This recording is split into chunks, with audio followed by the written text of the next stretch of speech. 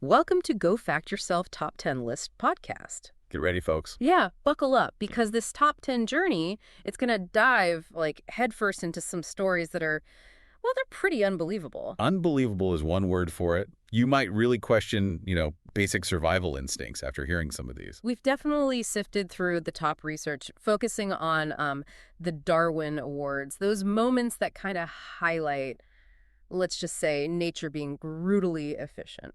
Yeah, we're looking at the top 10 people who prove natural selection has a savage sense of humor. That's the theme. Think of this as your express elevator down into understanding some really spectacular ways people have exited the gene pool. Exactly. We've pulled together the crème de la catastrophic. The incidents so foolish they're practically legends now. Darkly funny legends, maybe. Prepare for some jaw-dropping facts, maybe a little head-scratching. It's going to be quite the ride. And maybe a reminder about, common sense. All right, let's kick off this top 10 journey. Number 10. This one takes us to Shreveport, Louisiana, back in 1990. The knife-wielding gun shop robber. Okay. Right off the bat, the mismatch here is just striking, isn't it? Totally. Walking into a gun store. A place that sells guns. Armed with just a knife. The thought process there is kind of baffling. What was the plan? I mean, really? Going into a room, probably filled with people who know how to use guns, maybe even carrying guns, and you bring a knife for close-up work. It's like that saying, but like the most literal version ever. Yeah, spoiler. It did not end well for the guy with the knife. Not remotely. The police, they actually described it. I think the quote was the most lopsided firefight in history. Lopsided? Yeah, I bet. One guy with a knife. Versus what? At least 6 armed people. Clerk, owner, customers. Yeah. Wow. So, lesson number 1 from our top 10 journey. Maybe. Assess the situation. Fundamentally, yeah. It's a failure and risk assessment 101. Yeah. The potential reward versus the almost absolute certainty of, well, that outcome. Seems impulsive doesn't quite cover it. Okay, moving on. Number 9. Gary Hoy. Toronto, 1993. The lawyer who wanted to prove his office windows were unbreakable. Ah, Gary Hoy. Yeah. Yeah, this one is. It's a classic in a grim way. Overconfidence meets maybe a slight misunderstanding of physics or engineering. He wasn't just saying they were strong, right? He was demonstrating it. For interns, no less. By running like full speed into the skyscraper window. And the crazy part, another crazy part, he had apparently done it before. Successfully. The glass didn't break. Exactly. And that's the key detail, isn't it? The glass held. But the window isn't just the glass. It's the frame, too. Right. And hitting it repeatedly, even if the glass doesn't shatter, you're putting stress on the frame, weakening how it connects to the building, like bending paperclip back and forth. Oh, okay. So the glass created this false sense of security. It holds until the frame doesn't. Precisely. And then a 24-story fall. Tragic. So the takeaway isn't just don't run into windows. Well, yes, also that. But it's about understanding the whole system, not just one strong component. Everything's connected. Gotcha. Okay, shifting from gravity to velocity. Number 8, the rocket-powered Chevy Impala. Arizona, 1995 is the story. Right, the Jado car. This one's legendary. Maybe parts of it are a bit urban legend-y, but the core idea, strapping a military rocket to a car. It definitely happened in some form. A JATO unit, jet-assisted takeoff, basically. A big rocket meant to help planes lift off. And someone decided, you know what this 67 Impala needs? More thrust. The goal was, apparently, just insane speed. And they got it. Briefly. Estimates are, what, over 300 miles per hour? Before meeting a cliff face.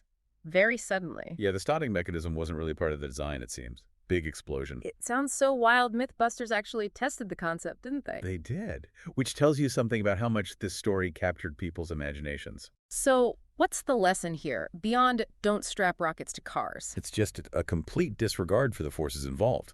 A JATO unit is immensely powerful. Putting it on a chassis not designed for it, with no thought to steering, braking, aerodynamics, the outcome was kind of baked in from the start. Basic physics, really. Right. Okay, number 7. Let's bring it down to earth a bit, or maybe earth falling on someone. Death by vending machine, California, 1988. Yeah, this one's sad and a bit weird. It shows how even everyday things can be dangerous if you don't treat them right. So a teenager candy bar gets stuck. We've all been there with the frustration. Right, but his solution was to, physically fight the machine. Yeah. Shaking a 900-pound vending machine. And the machine, being heavy and inanimate, it tipped over. crushed him. Oof. Gravity always wins that fight. It's just tragic impulsivity, right? And not realizing how unstable something that heavy can become if you rock it hard enough. It even got noted in a medical journal. It was so unusual. Grim lesson, don't wrestle appliances, especially 900-pound ones. Pretty much. Okay, number 6 in our top 10 journey. The DIY bungee jump, Virginia, 1997. Oh boy, bungee jumping. Already risky. Done by pros, with proper gear, sure. Hmm. But this group, they decided to make their own cord. What? Hardware store elastic rope. Okay. I see where this is going. And the biggest, most unbelievable mistake, the measurement. How bad? The first jumper used a rope that was basically the same length as the bridge was high. Wait, what? No stretch accounted for? Nothing. Just rope length equals drop height. So less of a bungee, more of a sudden stop. A very sudden stop. The safety system, quote unquote, was obviously not up to the task. Yikes. What's the core issue here, besides the obvious lack of sense? It's about understanding materials, Yeah. like for elasticity, tensile strength. Hardware store rope is not designed for that kind of sudden, massive force. Not even close. Makes sense. Okay, halfway point. Number 5. Back to animals. Delhi Zoo 2014, the tiger selfie attempt. That tiger Oh, is baffling. A total disconnect from reality. This person climbs over the safety fence To get close to a Bengal tiger. A Bengal tiger. for a selfie, reportedly trying to, shake hands with it. Shake hands with a tiger. I'm sorry, what? Witnesses said he was talking to it like it was a pet cat. Just zero understanding of a wild predator. Those barriers are there for a very, very good reason. And the tiger, unsurprisingly. Reacted like a tiger. It attacked, killed him. It's just awful, and a terrible reminder that wild animals aren't photo props. The lesson seems pretty clear. Respect the barriers. Respect the teeth and claws. Respect boundaries, yeah. Physical ones and the ones between us and wild nature, they exist for survival. Yours and theirs. Okay, number 4. This one's a bit hairier. Hans Steininger and his record-breaking beard. 2010, I think, although the original incident was way back. Right. The story often gets placed later, but the actual event was centuries ago, 1567. Yeah. Hans Steininger, burgomaster of Braunau am Inn, he did have a famously long beard over 4.5 feet. Wow, that's a lot of beard. A commitment. Definitely part of his identity. Guinness World Record holder, apparently, though posthumously recognized in that context maybe. The core story is consistent, though. And the beard. It led to his death. How? The story goes there was a fire, he was rushing, tripped over his own beard, falling downstairs, broke his neck. The beard itself became the hazard. He tripped over his own beard. Usually he kept it rolled up, tucked in a pocket. Mm-hmm. But in the panic of the fire, he forgot.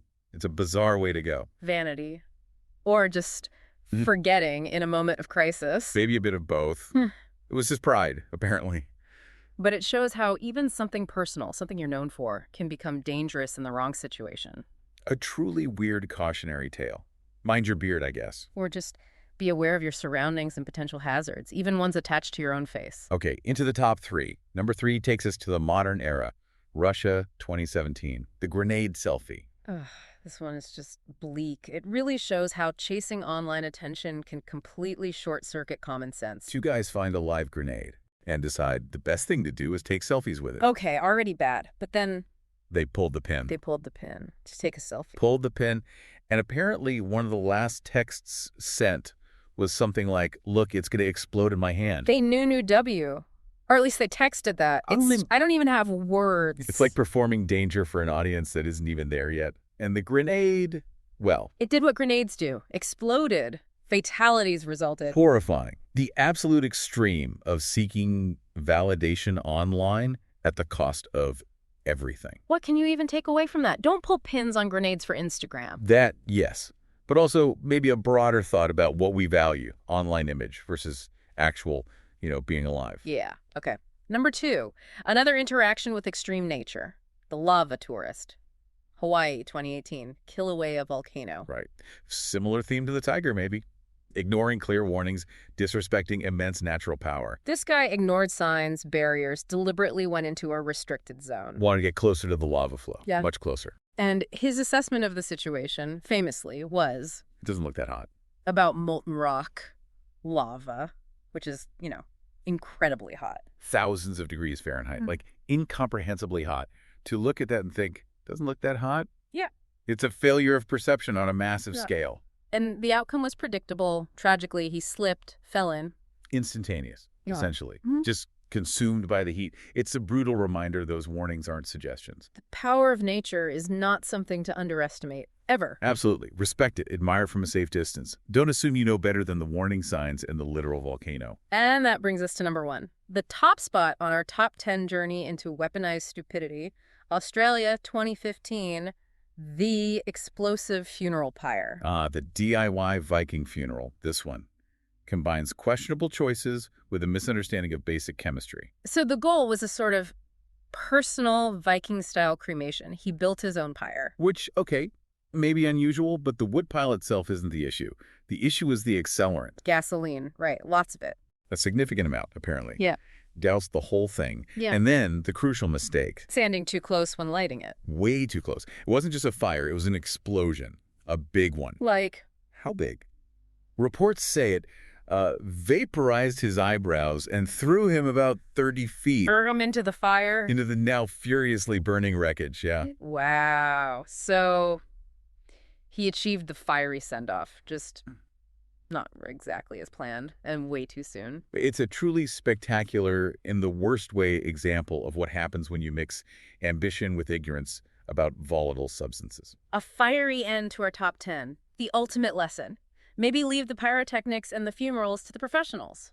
Or at least have a very, very healthy respect for flammable liquids and ignition sources. Yeah. Common sense and basic science again. Okay, before we wrap up this top 10 journey, let's hit the fact blast zone really quick. Some honorable mentions. Yeah, the ones that didn't quite make the cut but are still noteworthy in their own right. Little nuggets of what were they thinking? Like the person who used a flamethrower indoors on mosquitoes. Predictably burning down the house.